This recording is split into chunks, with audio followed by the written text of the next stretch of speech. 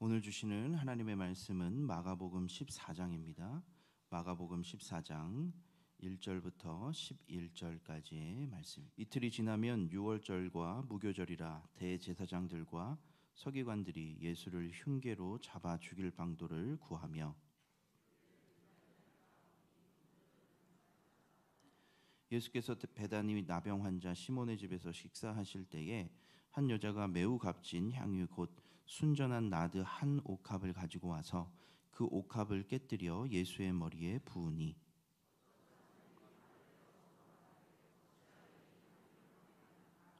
이 향유를 300데나리온 이상에 팔아 가난한 자들에게 줄 수 있었겠도다 하며 그 여자를 책망하는지라.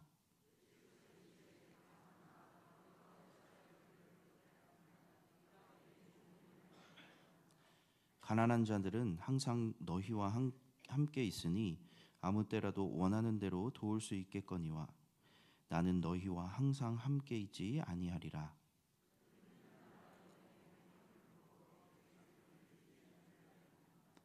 내가 진실로 너희에게 이르노니 온 천하에 어디서든지 복음이 전파되는 곳에는 이 여자가 행한 일도 말하여 그를 기억하리라 하시니라.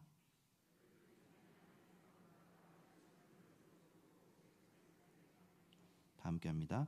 그들이 듣고 기뻐하여 돈을 주기로 약속하니 유다가 예수를 어떻게 넘겨줄까 하고 그 기회를 찾더라. 아멘.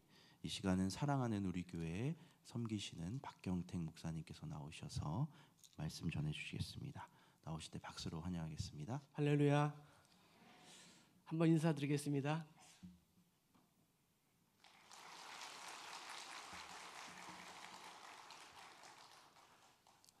우중에 또 고난주간 3일째 또 하나님께 예배하는 우리 모두에게 또 새벽을 깨운 우리 모두에게 또 새벽에 도우시는 하나님의 은혜가 있기를 간절히 소망합니다. 좁은 데 있다가 넓은 데 오니까 시선을 어디에 둬야 될지 도무지 알 수가 없는데 잘 보는 사람만 보고 설교하겠습니다. 1년 전에 고난주간 특세에 담임 목사님께서 또 초청해 주셔서 설교한 적이 있는데 벌써 1년이라는 세월이 쏜살같이 지난 것 같습니다. 고난주간 제3일인 오늘은 사랑과 배신의 날이고 또 침묵의 날이다라고 이렇게 말하고 있습니다. 특별히 오늘 우리가 읽은 이 본문은 샌드위치 구성 형태로 되어 있습니다. 1절과 2절에서 대제사장들과 서기관들이 예수님을 죽이려고 도모합니다. 그리고 10절과 11절에는 또 가룟 유다가 저들과 공모해서 예수님을 잡는 그러한 장면이 나오고 있습니다. 예수님을 죽이고자 하는 힘 있는 남성들을 다루는 이 두 장면이 전반부와 후반부에 나오고 있습니다.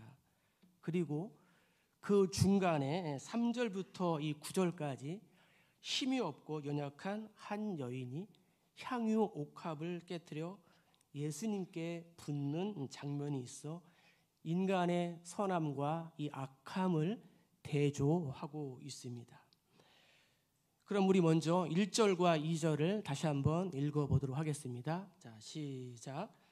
이틀이 지나면 유월절과 무교절이라 대제사장들과 서기관들이 예수를 흉계로 잡아 죽일 방도를 구하여 이르되 밀란이 날까 하노니 명절에는 하지 말자 하더라. 아멘. 이틀이 지나면 애굽의 압박에서 구원하신 날을 기념하는 이스라엘의 최대 명절이었습니다. 이날에 바리새인과 사두개인들 또 대제사장들과 이 서기관 등 당시 종교 사회 지도층은 흉악한 꾀를 내어서 예수를 죽이기로 결정했습니다. 저들은 누구 못지않게 예수께서 가르치시고 전하시고 말씀하시고 이적을 베푸시는 그 자리에 함께 했습니다. 같은 말씀을 듣고 같은 이적을 경험하고 또 같은 예수님을 보았지만 저들은 예수님을 예수님으로 메시아를 메시아로 인정하지 않았습니다. 예수님이 단지 자신들의 기득권을 침범했다는 이유 같지 않은 이유로 예수를 죽여야만 자신들이 살 수 있다고 생각을 했습니다. 그러나 사실 저들은 처음부터 예수를 죽여야 한다는 이 강렬한 욕구에 사로잡혀 있었습니다. 마가복음 3장 6절을 보면은 이렇게 기록되어 있습니다. 바리새인들이 나가서 곧 헤롯 땅과 함께 어떻게 하여 예수를 죽일까 의논하노라. 마가복음을 시작하면서 저들은 예수를 죽이기로 벌써 이 마음의 결정을 한 것이었습니다. 그러나 저들은 예수님만을 죽이려고 하지 않았습니다. 요한복음 12장 10절부터 11절을 보면은 나사로까지 죽이기로 내부적으로 결정을 했습니다. 이유는 무엇일까요? 나사로 때문에 많은 유대인들이 예수님을 믿었기 때문이다라고 요한은 기록하고 있습니다. 그런데 오늘 2절을 보면은 저들의 생각은 잠시 거둡니다. 이유는 무엇일까요? 명절에 몰려든 이 사람들을 잘못 자극했다가는 큰 낭패에 빠질 수 있었기 때문이었습니다. 요한은 당시 상황을 이렇게 기록했습니다.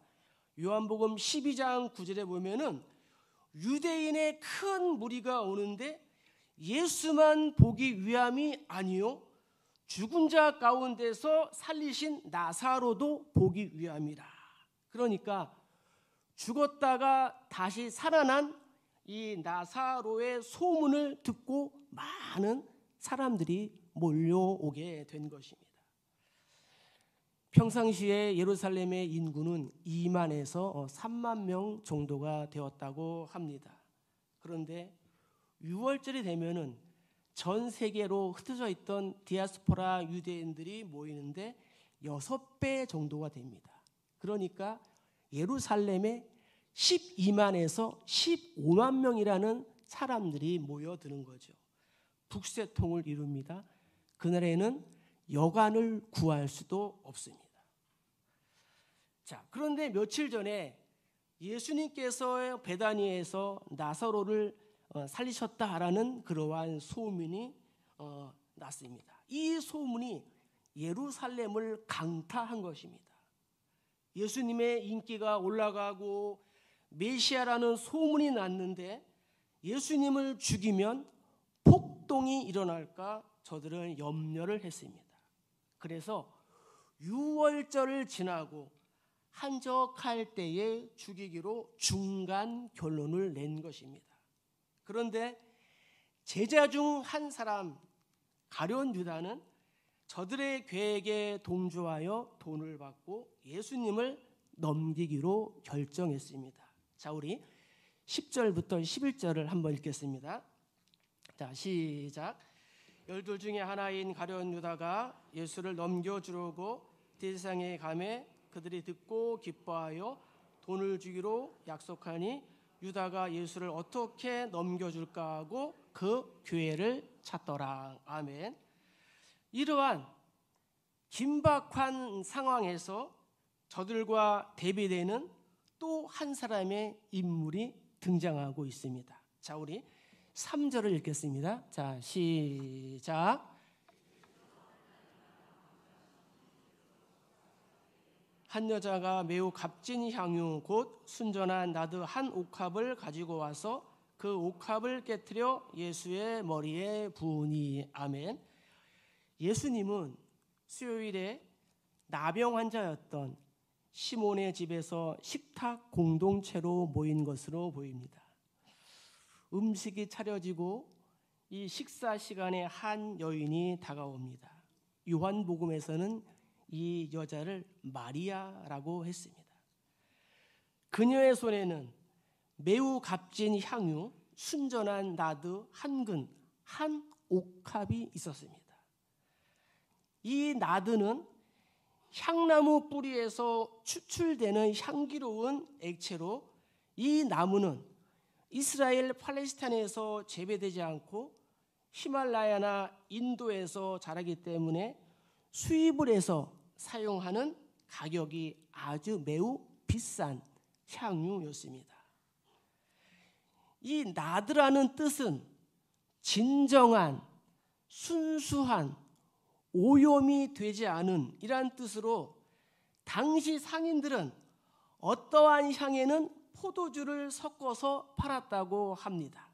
그런데 예수의 머리에 부어진 이 기름은 순수하고 오염되지 않은 100% 고급 향유였던 것입니다. 그리고 그 값이 300데나리온이라는 말씀을 보면은 오래도록 준비한 귀중한 기름이었다라는 것을 우리가 알 수가 있습니다. 당시의 여자들은 이 향유를 모아 결혼 지참금으로 사용했다고 합니다.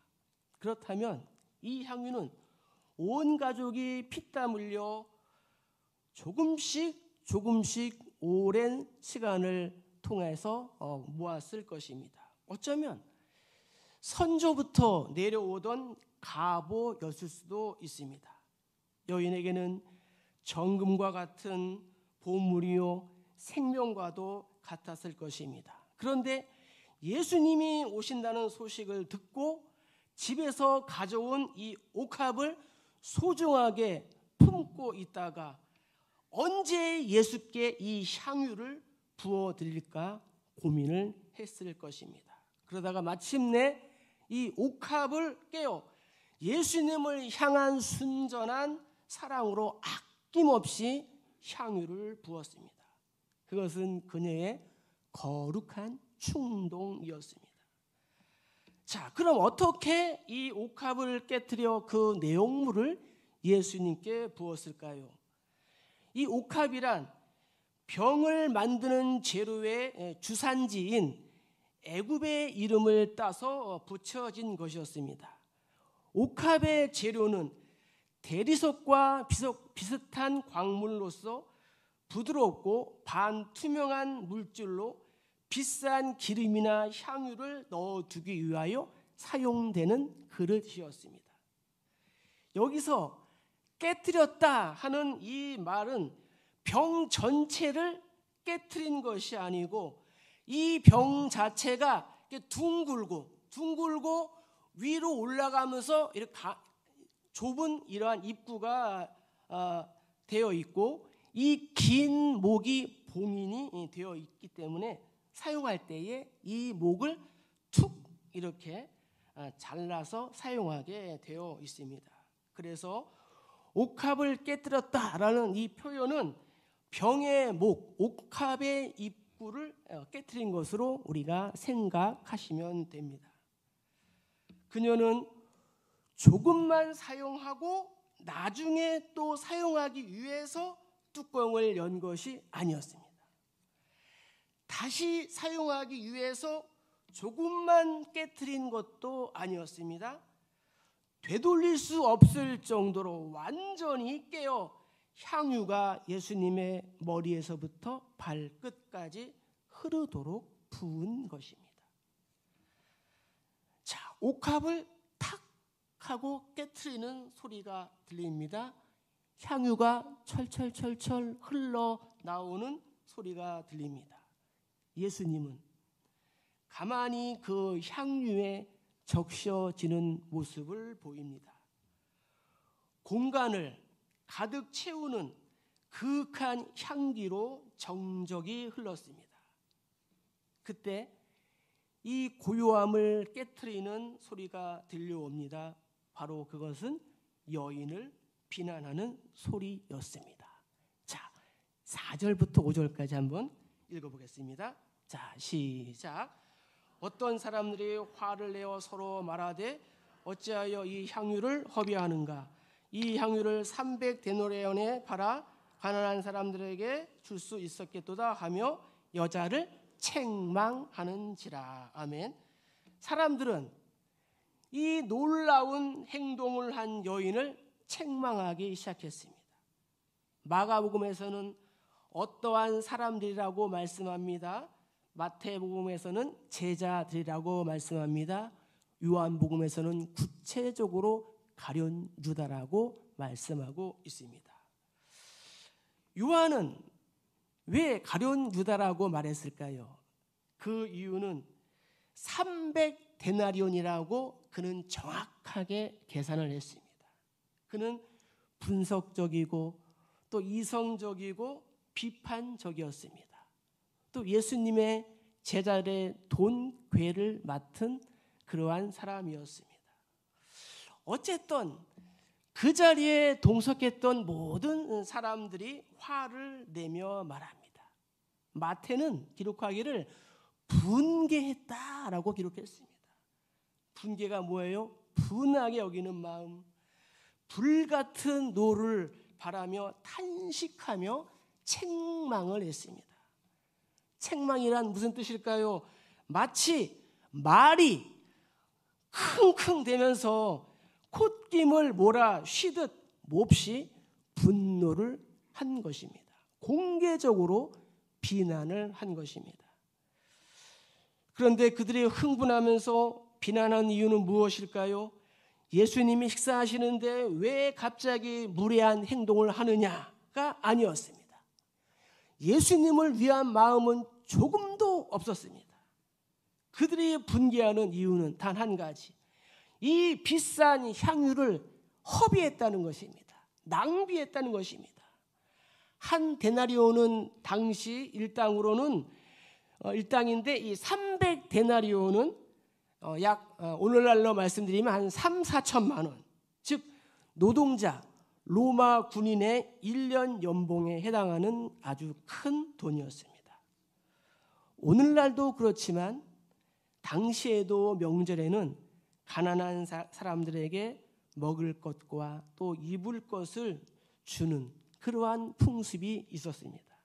그래서 저들도 나름대로의 근거를 제시합니다. 이 큰 돈으로 예수님께 붙지 않고 가난한 많은 사람을 도울 수 있었다라는 것입니다. 자, 식사 자리의 분위기가 어떠했을까요? 여자는 책망하는 사람들 사이에서 어쩔 줄 몰라 안절부절했을 것입니다. 내가 정말 잘못한 것일까 하는 마음도 있었을 것입니다. 그 순간 예수님이 말씀하십니다. 6절에 가만두라, 괴롭게 하지 마라. 그가 내게 좋은 일을 했다. 여기서 좋은 일은 아름다운 일을 말합니다. 그러면서 이렇게 말씀하십니다. 우리 8절을 다 같이 한번 읽어볼까요? 자, 시작. 그는 힘을 다하여 내 몸에 향유를 부어 내 장례를 미리 준비하였느니라. 힘을 다하여. 무슨 뜻입니까? 그녀가 가진 모든 것을 다하여. 한 과부가 2렙돈으로 자신의 생활비 전체를 드린 것처럼 그녀 마리아 역시도 예수님께 대한 절대적인 헌신을 한 것입니다. 이 여자의 의도가 그렇든 그렇지 않든 자신의 행위에 대한 이 의미를 알지 못했지만 예수님은 내 몸에 향유를 부어 예수님의 장례를 준비한 이 여인이 힘을 다했다고 말씀하셨습니다. 예수님은 이 여자의 행위를 성례전적인 행위, 즉 예수님의 죽으심을 상징하는 행동으로 보신 것이었습니다. 이 여자는 자신의 과거와 현재와 미래를 예수를 위해 포기하는 믿음의 결단을 보인 것이었습니다. 당시 유대인들과 이 로마인들은 사람이 죽으면 악취를 방지하기 위하여 이 시체에 기름을 발랐습니다. 관습을 따라 예수님은 자신이 죽은 후에 있을 이 일을 이 여자가 미리 앞서서 행했다라고 칭찬하신 것이었습니다. 그러니까 예수님의 죽음, 곧 장례를 미리 준비한 것이었습니다. 놀랍게도 예수님은 죽음 후에 장례식을 치른 것이 아니라 죽음 이전에 이미 기름 부음을 통해 장례식을 거행한 것이었습니다. 여자는 옥합의 목을 따듯 자신의 목을 따고 자신의 피를 흘리듯이 향유를 부은 것은 예수님의 죽음을 미리 보며 자신을 먼저 죽인 것이었습니다. 예수와 함께 장사가 된 것이었습니다. 예수님의 말씀은 이렇게 이어집니다. 성경 구절을 보세요. 내가 진실로 너에게 이르노니 온 천하에 어디서든지 복음이 전파되는 곳에는 이 여자가 행한 일도 말하여 그를 기억하리라. 예수님은 복음이 전파되는 온 천하에 여자가 행한 일을 기억하여 전하라고 말씀하셨습니다.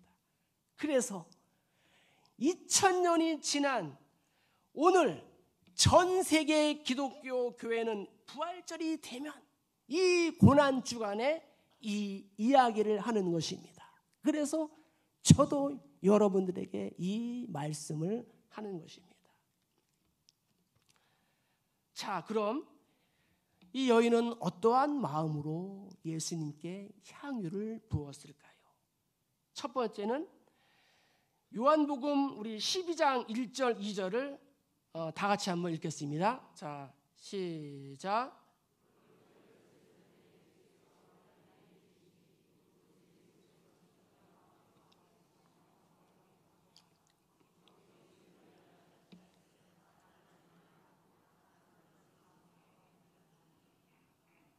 아멘. 첫 번째, 이 여인이 어떠한 마음으로 예수님께 향유를 부었을까? 사랑의 마음이었다는 거죠. 사랑의 마음. 자, 이 식사 자리는 예수님의 은혜에 감사하기 위한 이 보은 형태의 잔치 자리였을 것입니다. 마리아의 가족 중에 오빠인 나사로는 가장의 역할을 했습니다. 그런데 그가 죽었습니다. 얼마나 절망적이었을까요? 그런데 그가 다시 살았습니다. 이것은 또 얼마나 감격적인 일이었을까요? 그래서 잔치가 열린 것입니다.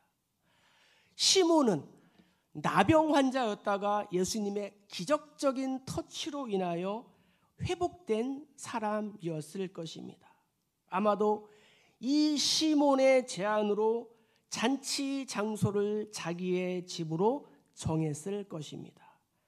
가난했던 나사로의 집보다는 시몬의 집이 훨씬 공간적으로 또 물질적으로 여유가 있었을 것입니다. 그리고 마리아가 옥합을 깨고 속에 있던 향유를 예수님의 머리에 붓기 시작한 것입니다. 향유가 예수님의 머리에서 발끝까지 흘러내립니다.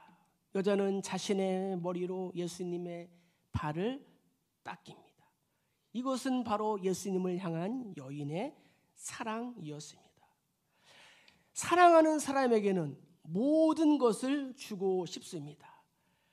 제자들, 사람들은 예수께 향유를 부은 것이 허비다, 낭비다라고 했지만 마리아는 예수님을 사랑하기에 이 모든 것이 아깝지가 않았습니다. 사랑하는 사람을 위하여 물질을 써보신 경험이 있지 않습니까? 물질이 결코 아깝지가 않습니다. 사랑에는 모든 것을 주고 싶은 본능이 있습니다. 사랑하는 사람을 위하여 시간을 냅니다. 같은 생각을 합니다. 같은 마음을 품습니다. 같은 행동을 합니다. 마음을 줍니다. 또 육지를 줍니다. 아니, 우리의 존재 전체를 줍니다. 그러면서도 그것이 허비다, 낭비다 결코 생각하지 않습니다. 낭비할 수 없는 사랑, 허비할 수 없는 사랑은 사랑이 아닙니다. 여자의 심정이 바로 이런 거예요. 누가 낭비라고 말하고 제정신 아니라고 말해도 상관이 없었습니다. 천하보다 귀한 오빠의 생명을 살려주신 예수님을 향한 이 사랑이 옥합을 깨트리게 한 줄로 믿습니다. 그렇습니다. 이 여인의 행동은 상식적인 눈, 인간적인 눈으로 볼 때에는 뭘 상식해요? 때로는 무례해요. 낭비 그 자체였지만 실제로는 예수님을 향하여 힘을 다하고 행동하는 그러한 사랑이었습니다. 하나님의 은혜로 2019년 12월 분립 개척을 했습니다. 그리고 2달이 지나서 코로나가 터졌습니다. 여러분, 상상도 안 되겠죠? 3년이라는 세월을 그렇게 지냈습니다. 그런데 우리 교회에 다윗의 삼총사와 같은 권사님, 집사님이 계셨습니다. 그분들이 일주일에 9번 있는 예배에 3년 동안 빠지지 않았어요. 새벽을 깨우고 수요 예배로 모이고 금 예배로 모이고 주일 예배로 모였습니다. 3년 동안 저 역시 예배의 자리를 사수했어요. 그러니까 하나님께서 1년 전에 충성된 장로님을 보내주셨어요. 아멘도 안 하시네. 남의 일 아니라고. 여러분, 개척교회 장로님이 오신다? 이거는 정말 하늘에서 별이 떨어지는 일입니다. 누가 오겠어요? 기존 교회도 안 오는데 장로님이 오셨어요. 그 장로님이 저보다 더 믿음이 좋으셔서 새벽 4시에 교회 문을 엽니다. 저는 4시 반에 와요. 새벽 6시에 새벽 예배를 6시에 드렸는데 장로님이 오셔서 새벽 5시에 했으면 좋겠다고. 저는 6시가 좋은데. 새벽 5시에 한 지가 한 1년 됐어요. 죽겠더라고요, 정말. 새벽 기도만 없으면 할 것 같은데 잠이 많은 제가 이 새벽 4시에 1년 동안 일어난다. 십자가를 지는 고통이었습니다. 1년이 지나니까 이제 몸에 배서 4시만 되면은 저절로 일어나서 이제 권사님 한 분을 제가 이제 카풀에서 모시고 와서 또 이제 예배 드리고 그러고 있습니다. 제가 이 어려울 때에 함께 예배했던 다윗의 삼총사와 같은 그 사람들의 믿음의 역사와 사랑의 수고와 소망의 인내를 절대 잊지 않습니다. 하나님의 나라 갈 때까지 저는 저들을 위하여 기도하고 또 감사하고 있습니다. 이 여인이 그랬다는 거죠. 사랑하는 마음, 사랑하는 마음. 우리 모두에게 사랑하는 그러한 마음이 있기를 축복합니다. 올 1월 달부터 아울리치 오셔서 너무도 감사합니다. 계속 왔으면 좋겠어요. 네, 계속 오셔서 어쨌든 자리도 좀 지켜주시고 제가 여러분들에게 제일 이 아픈 손가락 아닙니까? 그렇게 생각을 해요. 그죠? 가장 어려울 때 코로나. 저는 그렇게 얘기해요. 코로나 시기에 교회를 팔아먹지 않은 것만 해도 감사하다. 그렇게 저는 기도합니다. 교회를 지킨 것만 해도 감사하다. 계속적으로 오셔서 또 예배하시고 또 전도하시고 또 헌신해 주셔서 큰 힘이 됩니다. 큰 힘이 됩니다. 여러분들의 수고에 또 기억하고 또 감사하고 있습니다. 자, 사랑하는 마음이 있다는 거예요. 자, 두 번째 우리 역대하 16장 9절 한번 읽겠습니다. 역대하 16장 9절. 자, 시작. 여호와의 눈은 온 땅을 두루 감찰하사 전심으로 자기에게 향하는 자들을 위하여 능력을 베푸시나니. 아멘.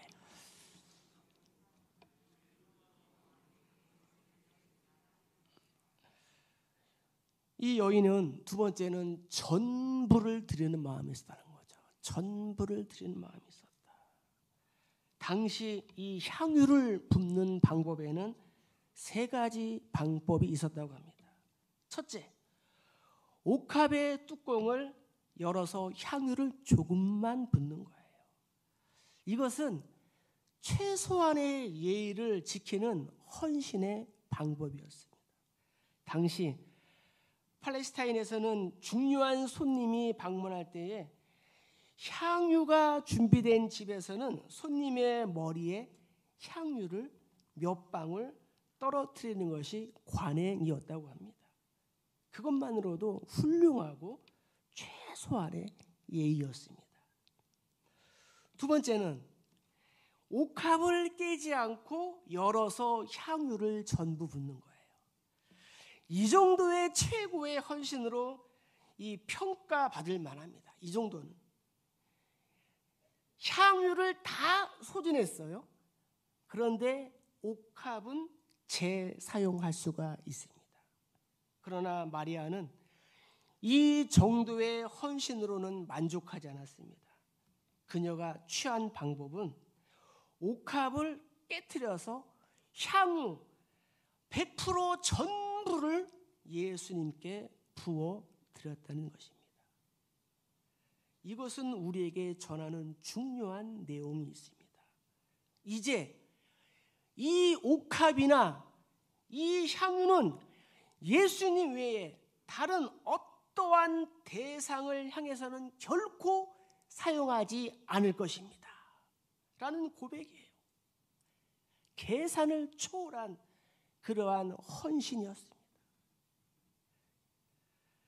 이것은 마리아가 예수님께 드려진 헌신이 전부를 드리는 헌신이었다라는 것을 우리에게 말씀해 주고 있습니다. 그녀는 최소한의 헌신이나 최고의 헌신이 아닌 자신을 전부 드리는 그러한 헌신을 하고 싶었던 것입니다. 마리아에게는 예수님이 우선순위였어요. 전부였어요. 사람들이 나를 어떻게 생각할까 하는 오해와 걱정과 이 수치심도 아랑곳하지 않고 오직 담대하게 향유 한 병을 예수님께 완전히 쏟아 부어 헌신하는 것입니다. 예수님도 그녀의 이러한 마음을 알았습니다. 그래서 그는 힘을 다하여 내 몸에 향유를 부었다라고 말씀하셨습니다.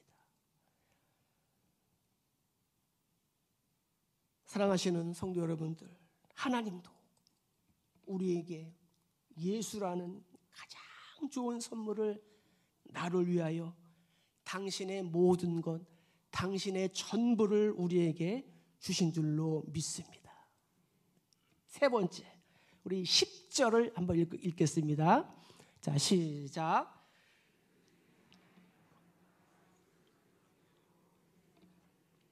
아멘. 이 여인의 마음은 세 번째 기회를 붙잡는 마음이었다는 거죠.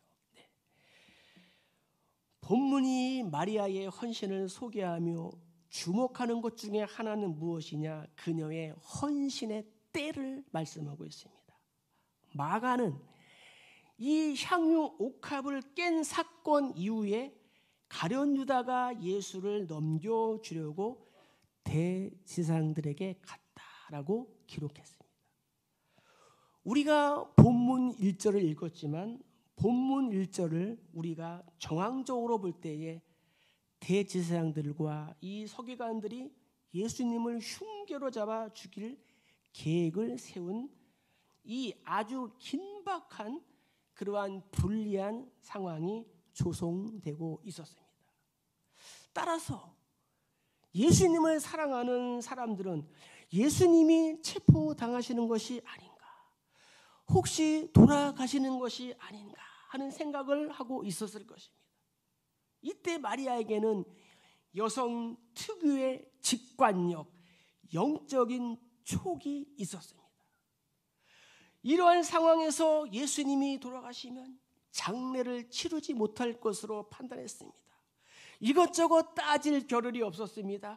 사람들의 평가와는 상관없이 예수님께 드리고 싶은 것이 있었습니다. 그래서 집으로 달려가 자신의 미래를 위하여 준비한 생명과도 같았던 이 소중한 자산인 인도 고급 향유가 들어있는 이 향유 옥합을 가지고 와서 예수님께 부어 드린 것입니다. 향유 옥합을 깨트린 이 마리아의 마음, 그것은 기회를 붙잡는 마음이었습니다. 예수님께서 말씀하셨습니다. 그가 내 몸에 향유를 부어 내 장례를 미리 준비하였느니라.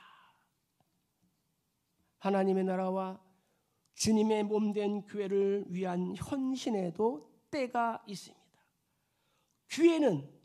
이 기회는 나에게 주어진 하나님의 가장 아름다운 선물임을 우리가 믿어야 합니다. 지금 이 순간은 또다시 우리에게 오지 않을 것입니다.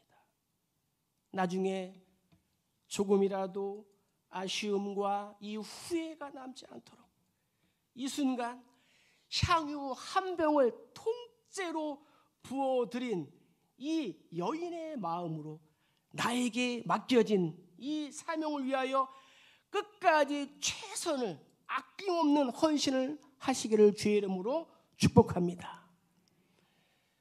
한 가지 예화를 드리고 말씀을 마치겠습니다. 고대 그리스의 한 도시 중앙 광장에 기회의 이 소중함을 가르치기 위해 동상이 세워져 있었습니다. 모습은 사람의 동상인데 이 날개가 발에 달려 있고 앞머리는 무성한데 뒷머리는 대머리인 동상입니다. 그리고 그 밑에는 이러한 글이 쓰여 있다고 합니다. 제가 한번 읽어드리겠습니다. 그대의 이름은 무엇인가 귀해. 그대의 날개는 왜 발에 달려 있는가 빨리 날아다니기 위해서. 그대의 앞머리는 왜 그렇게 무성한가? 내가 올 때 사람들이 쉽게 붙잡기 위해서. 그러면 그대의 머리는 왜 대머리인가? 한 번 지나가면 다시 붙잡을 수 없기 때문에. 기회란 정말 그런 것입니다.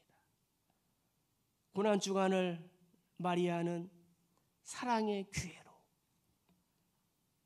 가룟 유다는 배신의 기회로 사용했습니다. 마리아는 2000년이 지난 오늘날까지도 헌신의 대명사, 가룟 유다는 배신의 대명사로 남게 되었습니다.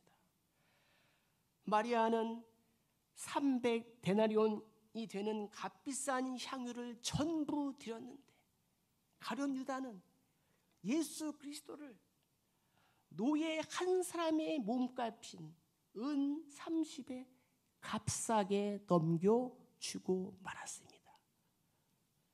진짜인 예수를 값싼 복음으로 만들었다는 것이죠. 고난주간 예수님은 당신의 죽음 앞에서도 공동체로 모였습니다.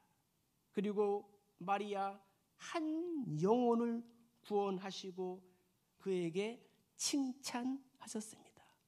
고난주간 하나님께서 나에게 붙여주신 한 영혼은 누구입니까? 그 영혼을 위하여 어떤 좋은 일을 하고 계십니까? 고난주간을 묵상하면서 다시 한번 하나님의 나라와 주님의 몸된 교회, 이 공동체를 향한 사랑의 마음, 전부를 드리는 마음, 기회를 붙잡는 이 마음이 훗날 온 천하에 가장 좋은 일, 아름다운 일, 복음으로 기억되는 우리 모두 다 되시기를 주의 이름으로 간절히 축복합니다. 축복합니다.